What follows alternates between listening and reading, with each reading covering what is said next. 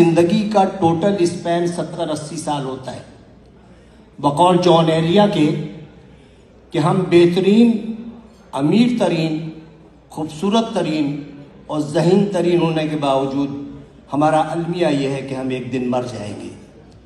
हमें ये सोचना चाहिए कि हम तमाम दुनिया की नफ़रतें एक दूसरे के साथ इसी दुनिया में छोड़ के जाएंगे, और जो हम जिस औलाद के लिए बहुत ज़्यादा करते हैं वो औलाद हमें थोड़े दिन बाद दीवार पे लटकाएगी, उसकी औलाद हमें स्टोर में रख देगी, और जब चौथी नस्ल आएगी तो हम गार्बेज कर दिए जाएंगे। हमारी दुनिया में इतनी ही हकीकत है और इतनी ही हैसियत है।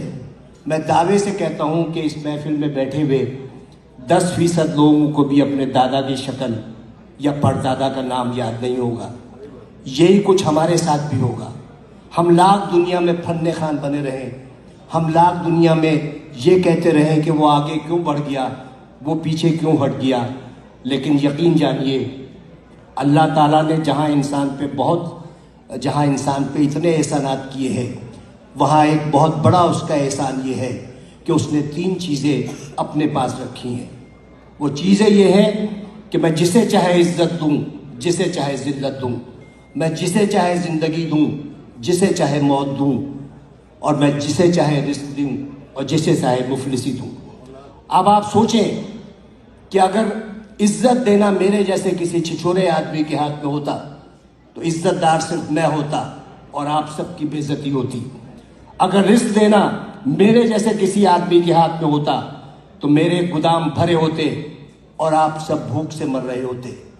अगर इसी तरह जिंदगी या मौत मेरे हाथ में होती तो सिर्फ दुनिया की आबादी एक शख्स की होती, क्योंकि मैं सबको मौत से हमकिनार कर देता। इस राज को समझने के लिए ज़रूरी है कि मोहब्बत और नफ़रत के बुनियादी फ़र्क को समझिए। बहुत बाल बराबर फ़र्क है। मोहब्बत के लिए कहते हैं कि मोहब्बत अंधी होती है, मोहब्बत अंधी होती है और नफ़रत अंधा कर देती है।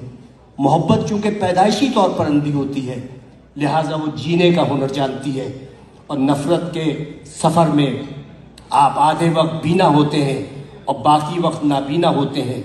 तो उन्हीं शाहराहों पर जिस पर आप मोहब्बत का हाथ पकड़े दीवानावार चले जाते हैं, नफ़रत की आग में जलने लगते हैं और अपनी ही लगाई हुई आग में भस्म हो जाते हैं। तो नफ़रत का कोई स्कोप नहीं है। आइंदा आने वाले वक्तों में आपकी नस्लें ये याद नहीं रखेंगी कि आपने कितने लोगों से